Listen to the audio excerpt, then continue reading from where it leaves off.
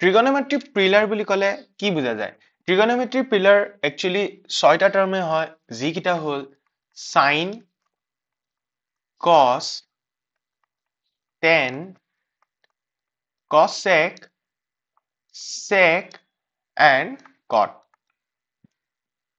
আপোনালোকৰ ট্ৰিগনমেট্ৰিৰ 6টা পিলাৰ বুলি ক'লে sine, cos, tan, cosec, sec and cotক কোৱা যায়।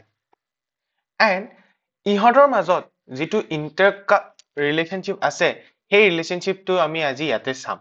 সাইনৰ যিহেতু মানি লওক সাইন থিটা এটা এংগল, ঠিক আছে? থিটা এটা এংগল হয় যদি then sine theta is equal to হ'ব আপোনাৰ 1/cosec থিটা, cos থিটা হ'ব আপোনাৰ 1/sec থিটা, tan থিটা হ'ব আপোনাৰ 1/cot থিটা। And ঠিক তেনেদৰে cosec থিটা হ'ব 1/sin থিটা, sec থিটা হ'ব 1/cos থিটা, and cot থিটা হ'ব 1/tan থিটা।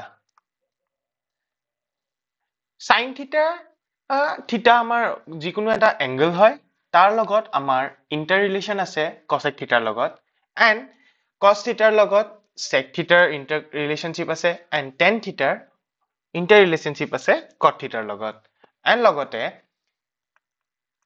tan থিটা ইজ ইকুৱেল টু sin থিটা বাই cos থিটা। এইটো এক ইম্পৰ্টেণ্ট ৰিলেশ্যনশ্বিপ হয়। tan থিটাৰ sin থিটাৰ আৰু cos থিটাৰ লগত ৰিলেশ্যনশ্বিপ আছে। এই 6টাকে কোৱা যায় ট্ৰিগনমেট্ৰিৰ পিলাৰ।